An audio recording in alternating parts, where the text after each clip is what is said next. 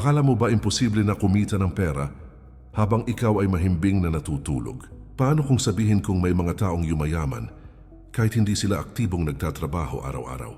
Habang ang iba ay nagpapahinga, ang pera nila ay patuloy na gumagalaw. Kung financial freedom ang pangarap mo, kailangan mong baguhin ang paraan ng pag-iisip mo tungkol sa pera. Sa video na ito, matutuklasan mo kung bakit ang oras at sistema ang tunay na susi sa pagyaman. Maraming Pilipino ang masipag, ngunit nananatiling kapos dahil oras kapalit ng kita ang sistema nila. Kapag tumigil ka sa trabaho, tumitigil din ang pasok ng pera. Iyan ang siklong kailangang mong putulin kung gusto mong umasenso.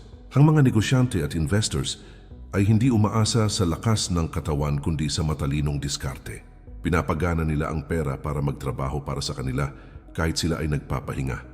Bago tayo magsimula, iniimbitahan kita na mag-subscribe sa ating channel para lagi kang updated sa mga bagong videos na aking gagawin. Paki-like na din ito at share sa iyong mga kaibigan at tuklasin natin kung paano umasenso sa buhay. Ang kaalamang matututunan mo dito ay maaring magbago ng direksyon ng iyong financial future. Hindi ito mabilis ang yaman kundi pangmatagalang pag-angat. Kung seryoso ka sa pag-build ng kayamanan, nasa tamang lugar ka. Sa panahon ngayon, hindi sapat ang isang source of income, lalo na sa mahal ng bilihin. Kailangan mong mag-isip tulad ng isang negosyante kahit ikaw ay empleyado pa lamang. Ang tunay na sikreto ay paggawa ng mga sistemang patuloy na kumikita kahit wala ka. Ito ang dahilan kung bakit may mga taong panatag ang buhay kahit hindi nagmamadali araw-araw. Alam nilang may pumapasok na pera kahit sila ay tulog. Sa susunod na mga bahagi, ilalatag natin ang 6 na konkretong paraan para dumami ang pera kahit tulog ka. Ito ay mga paraang naaangkop sa sitwasyon ng mga Pilipino. Hindi mo kailangan maging milyonaryo para magsimula. Ang mahalaga ay tamang mindset, tamang aksyon at tamang kaalaman. Kung handa ka ng matutong palaguin ang pera mo, simulan na natin ang paglalakbay na ito. Unang paraan, pagbuo ng negosyong may sistema. Maraming Pilipino ang naniniwala na kailangan palaging tutok at present sa negosyo para patuloy itong kumita ng pera. Ngunit ang katotohanan, ang mas mahalaga ay ang maayos na sistema kaysa sa personal na pagod at oras na inuubos mo araw-araw.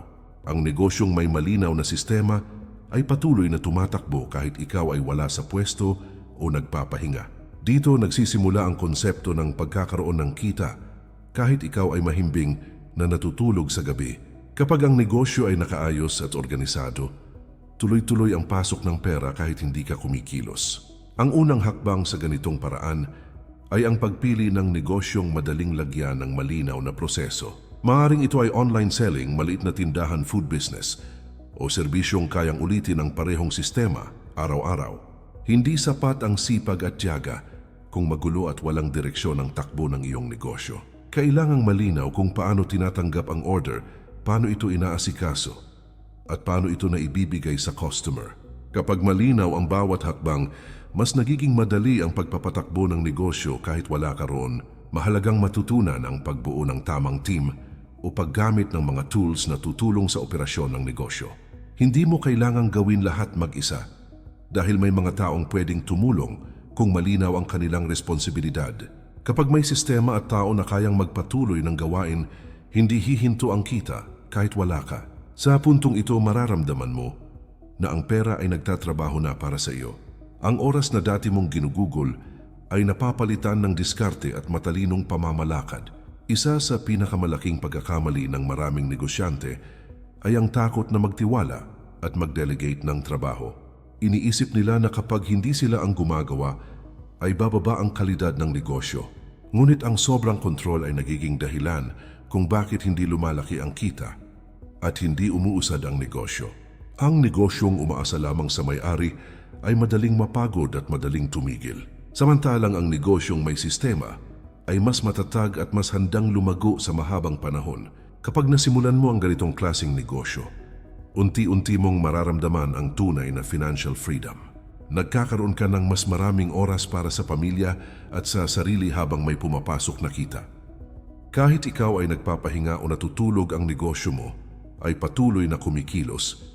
Ito ay hindi tungkol sa biglaang yaman, kundi sa pangmatagalang pagbuo ng seguridad sa buhay. Sa ganitong paraan, unti-unti mong binubuo ang buhay na hindi naalipin ng oras at pagod. Ikalawang paraan, pag-invest sa mga asset na patuloy na kumikita. Sa Pilipinas, napakaraming nagtatrabaho araw-araw, ngunit hindi natuturuan kung paano palaguin ang kinikita nilang pera. Kapag ang ipon ay nakatingga lamang sa bangko, unti-unti itong nawawala ng halaga dahil sa pagtaas ng presyo ng bilihin. Dito pumapasok ang kahalagahan ng pag-invest sa mga asset na kayang lumikha ng panibagong pera. Sa tamang diskarte, ang pera ay hindi na lamang iniipon, kundi pinapagawa mo ng trabaho. Sa ganitong pag-iisip, nagsisimulang mabuo ang kita. Kahit ikaw ay nagpapahinga o natutulog, ang asset ay isang bagay na patuloy na nagdadagdag sa iyong pera sa paglipas ng panahon. Kasama dito ang negosyo, paupahang ari-arian stocks at iba pang lehitimong investment na may malinaw na proseso. Hindi kinakailangan na maging mayaman agad para makapasok sa mundo ng pag-invest. Mas mahalaga ang pagsisimula ng maaga, kahit maliit lamang ang halaga. Sa paglipas ng mga taon, ang maliit na hakbang ay maaaring magbunga ng malaking resulta. May mga taong nalulugi dahil sumusunod lamang sila sa uso at pangako ng mabilisang kita. Dahil sa kakulangan ng kaalaman, nagiging emosyonal ang kanilang desisyon sa pag-invest. Ang tamang investor ay marunong mag-aral at magtanong bago maglabas ng pera. Inuunawa nila ang takbo ng investment, ang posibleng kita at ang mga panganib. Sa ganitong paraan, mas napapangalagaan ang pinaghirapang ipon. Kapag naipwesto mo ang pera sa tamang asset, nagsisimula itong magbigay ng kita kahit wala ka sa eksena. Isipin ang paupahang bahay na buwan-buwan ay may pumapasok na bayad. Kahit ikaw ay nasa ibang lugar o nagpapahinga sa bahay, tuloy ang pasok ng pera. Ang ganitong klaseng kita ay hindi nakatali sa oras at pagod. Mas tumatagal ang panahon, mas tumitibay ang iyong financial security. Sa bandang huli, ang pag-invest ay isang desisyong nangangailangan ng disiplina at tamang pag-iisip.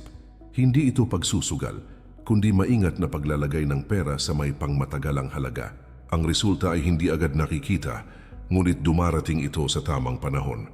Ang mahalaga ay nagsimula ka at patuloy kang natututo habang ikaw ay nag-i-invest. Sa ikalawang paraan na ito, binibigyan mo ang sarili mo ng pagkakataong kumita kahit ikaw ay tulog.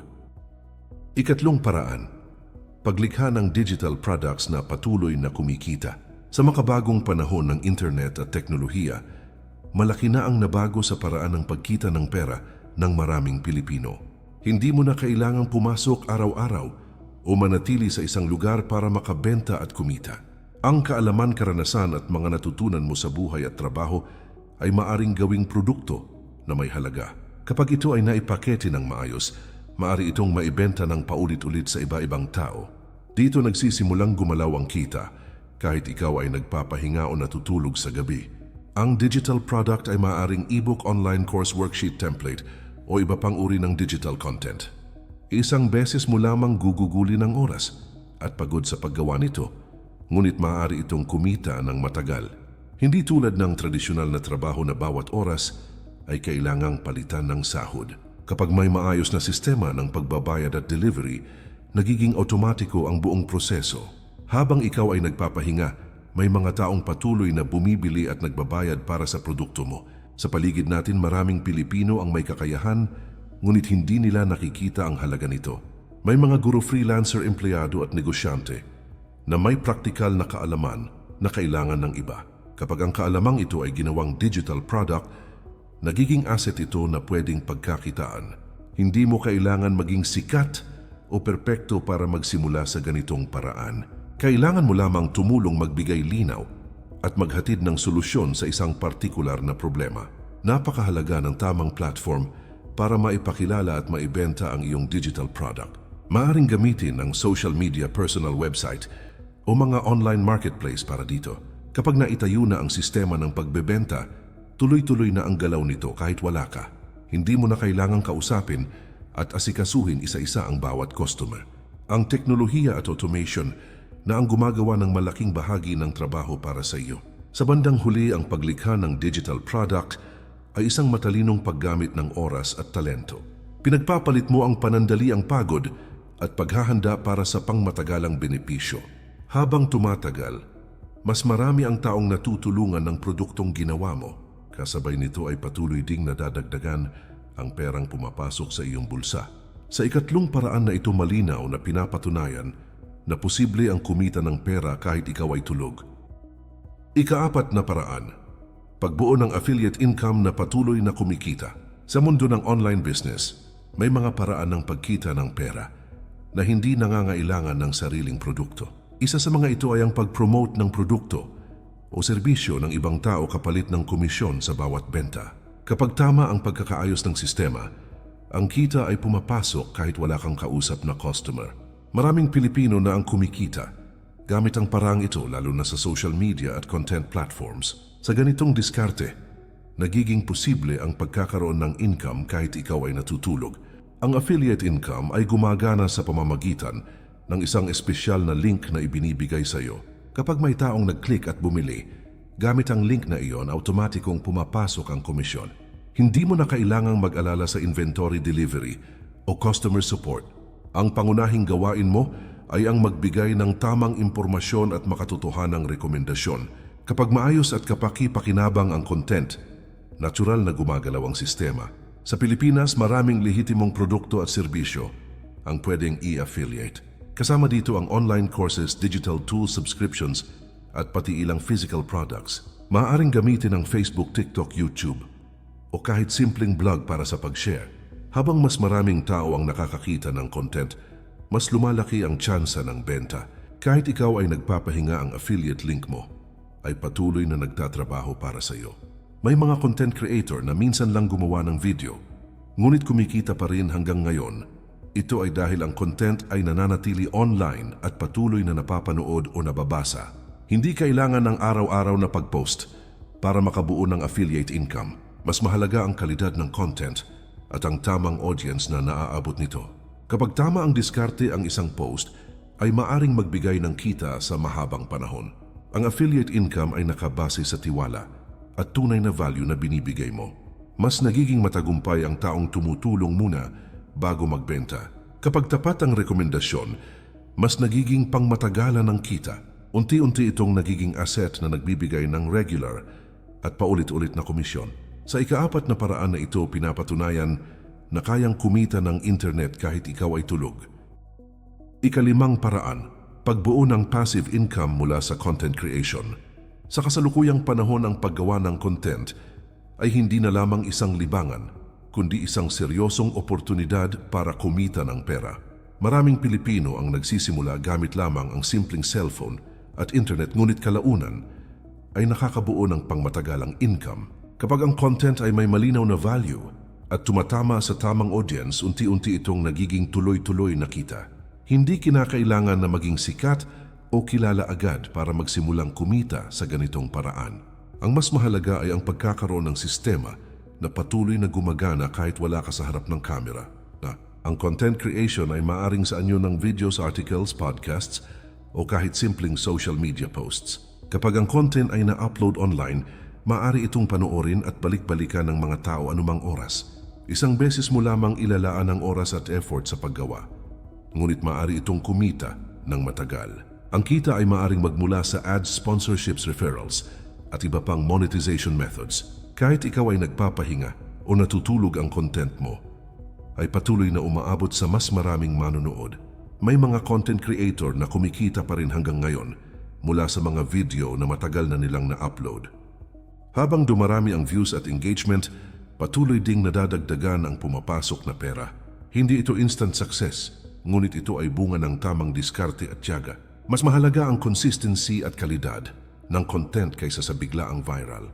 Kapag nakuha mo ang tiwala ng audience, mas nagiging matatag ang iyong income source. Sa Pilipinas, napakaraming niche ang pwedeng pasukin sa mundo ng content creation. Maaring ito ay tungkol sa pera, negosyo, motivation, self-improvement, o personal na karanasan sa buhay. Kapag ang content ay relatable at may pakinabang, mas madaling kumunek ang mga tao. Hindi mo kailangang gayahin ang estilo ng iba dahil mas mahalaga ang pagiging totoo. Sa ganitong paraan, mas nabubuo ang loyal na audience na sumusuporta sa iyong content. Ang content creation ay isang uri ng digital asset na patuloy na nagbibigay ng halaga.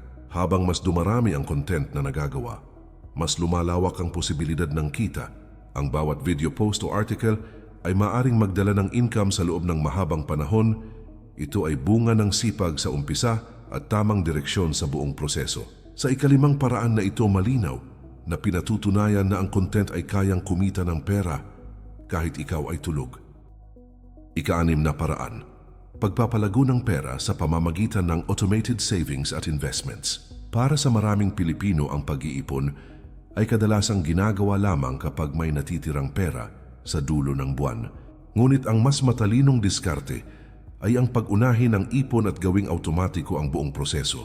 Kapag automatikong naililipat ang pera papunta sa ipon o investment, hindi mo na kailangang magdesisyon araw-araw.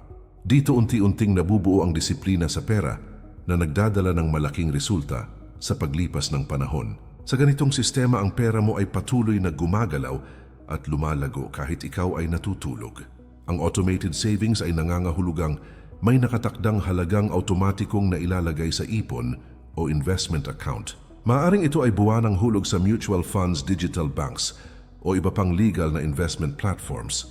Hindi mo na kailangang umasa sa sipag o motivation dahil ang sistema na mismo ang kikilos para sa iyo. Kahit ikaw ay abala sa trabaho, negosyo o personal na buhay, tuloy-tuloy pa rin ang pag-iipon. Habang tumatagal, mas nasasanay ka sa isang pamumuhay na may maayos na pinansyal na direksyon. Sa ganitong paraan, unti-unting lumalaki ang pera sa tulong ng compounding na madalas ay hindi napapansin. Ang maliit na halagang iniipon ngayon ay may kakayahang maging mas malaki pagdating ng panahon. Maraming tao ang minamaliit ang epekto ng maliit na halaga kapag paulit-ulit na ginagawa. Ngunit sa paglipas ng mga taon dito, nagmumula ang tahimik.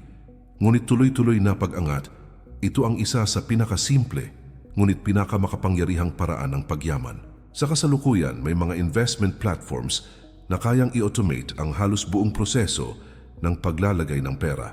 Isang beses mo lamang isi-set up ang sistema at ito na ang patuloy na gagana sa mga susunod na buwan. Hindi mo na kailangang bantayan araw-araw ang galaw ng iyong ipon o investment. Habang ikaw ay nagpapahinga, nagtatrabaho o natutulog, ang pera mo ay patuloy na kumikilos. Ang teknolohiya ang nagiging tahimik, ngunit epektibong katuwang mo sa pagbuo ng yaman. Ang automated savings at investments ay nangangailangan ng tamang pag-iisip at mahabang pasensya. Hindi ito mabilisang solusyon, ngunit ito ay matibay na pundasyon ng pangmatagalang financial stability. Habang ang iba ay naghihintay pa ng tamang pagkakataon, ikaw ay unti-unti nang umaabante. Ang mahalaga ay nagsimula ka at hinayaan mong gumana ang sistema para sa iyo. Sa ika-anim na paraan na ito, malinaw na pinapatunayan na posible ang pagdami ng pera kahit ikaw ay tulog. Hindi sapat ang mangarap ng ginhawa kung pareho pa rin ang ginagawa araw-araw. Ang tunay na pagbabago ay nagsisimula kapag may naintindihan kang hindi mo na kayang baliwalain. Ang mga paraang tinalakay natin ay hindi shortcut kundi direksyon. Hindi sila nangangako ng instant na yaman, ngunit nagbibigay sila ng kontrol sa kinabukasan. Hindi mo kailangang gawin lahat agad para magsimula. Isang paraan lang na seryosong sisimulan ay sapat na para magbago ang takbo ng oras at pera mo. Ang mahalaga ay may ginagawa ka habang ang iba ay naghihintay lang.